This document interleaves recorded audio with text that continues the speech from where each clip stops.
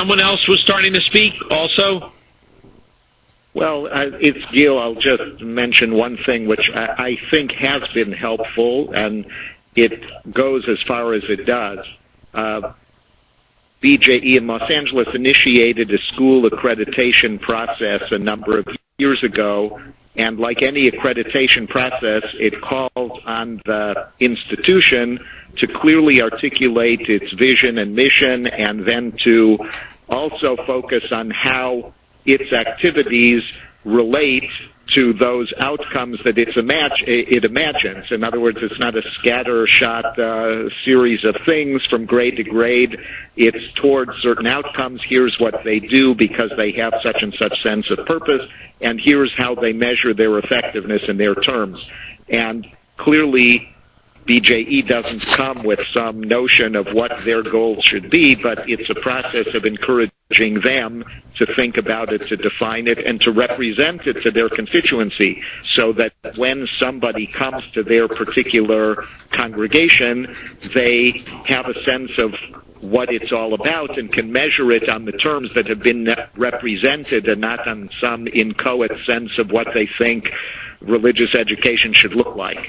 So, I mean, I think that's a role that central agencies can play, and it's been helpful. As the reality is in Los Angeles, 1/3 of Jews are members of synagogues. So there are plenty of Jews who are not in synagogues, not in congregational schools, and there's a body of population in various sorts of programs that are run by private entrepreneurs of various sorts, and agencies, I think, need to ask themselves what they can do to strengthen the quality of Jewish education and experiences delivered in settings outside of congregations that do already exist.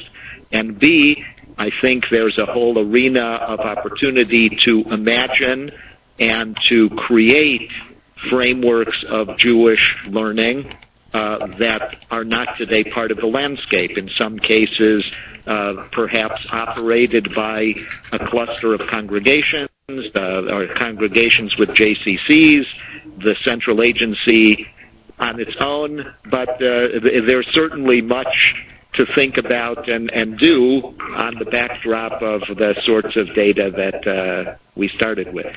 Mm-hmm.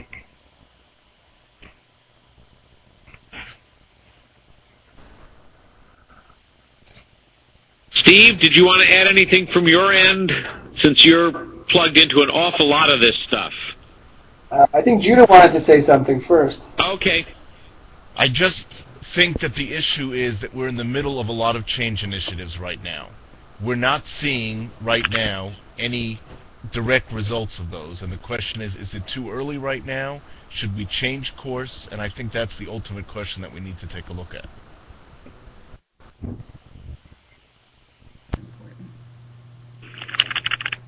Elaine? Yes.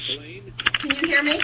Yes. Speak loudly, and we can hear you. I'm looking at that. When I was looking at that list of comments, I found it incredibly depressing. It was exactly the entire list looked like something you could have read 25 years ago. You know, not enough time, parents aren't interested, they want to go wherever, teachers aren't trained. The whole list just felt like it could have been written when you know, for years, every year. I think Judah's comment is interesting because I wonder if those communities that are going through changes right now and are doing all these programs that we're hoping are going to be successful, if they weighed in with their comments, because if they weighed in with their comments, then, I mean, I hate to feel depressed, but this sounds very depressing to me. It feels like we're constantly at the verge of maybe getting somewhere.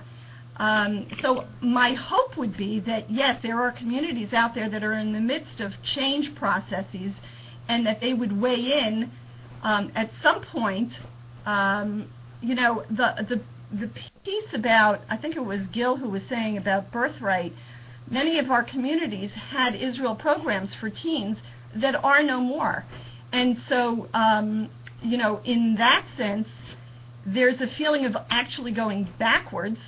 There are communities like mine, in addition to the Israel program that we no longer have, but who looked at potentially purchasing space for weekend retreats, and that was not to be. And so even if we wanted to have Shabbatonim and retreats, it's not an easy fix, because there's no location to do that.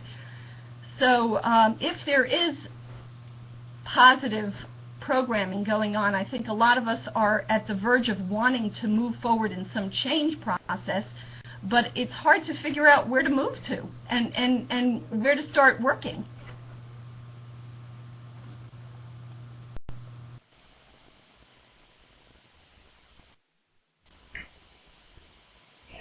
Steve, I'd anyone like to else? offer a suggestion here that between Gil's comments and Ed's comments, Judah's comments, I'm sorry, there might be another way of approaching some of this. Gil, I'm assuming that in your work, as we've done here as well, that you're discovering that there's no single or unified or uniform vision of Jewish education subscribed to by even congregations within the same movement. And Judah, we're looking at multiple approaches to synagogue change and synagogue educational change. Has anybody done any kind of work that would begin the process of seeing whether or not there's a match between what people who are engaged in some kind of visioning process, articulation of vision and mission and goal, with what it is that's being proposed as change initiatives? Or are we simply, flailing around, finding some information in one place, but people who've got some pet idea somewhere, and Elaine, I don't mean this to be a criticism, like the weekend retreats and so on. I mean, it sounds great. We know that they do work. We know Birthright works to the degree to which people have been able to say something about that, and we may not like what Birthright is actually accomplishing, but it seems to be accomplishing something. We don't know whether it's long-lasting or not. There are all kinds of things that are going on. Do they match anybody's idea of what people are, A, looking for, and what people are articulating as their vision for Jewish educational purpose and success? Danny, just by way of response, anecdotally, with a sample of 7 congregations, BJE in Los Angeles very recently, in the past 2 years, worked with Reimagine, which is the experiment in congregational education of Isa Aaron and Company, and I will say to that project's credit, and BJE collaborated with them, but, with due hakarat hatov, it really was their formulation, this particular model of what we call a form of accreditation, right? So there was tremendous congregational involvement in imagining what should our congregation be, what is our vision of ourselves, what do we want our children to learn in such a congregation. And so the programs, the visions that the expressions of education they developed emerge out of a congregational thought process, and it is the sort of, we should have more Shabbat programs, and we should have more family programs, and we should have more experiential learning. And so those 7 congregations are, reframing their religious schooling along the lines that really reflect their work.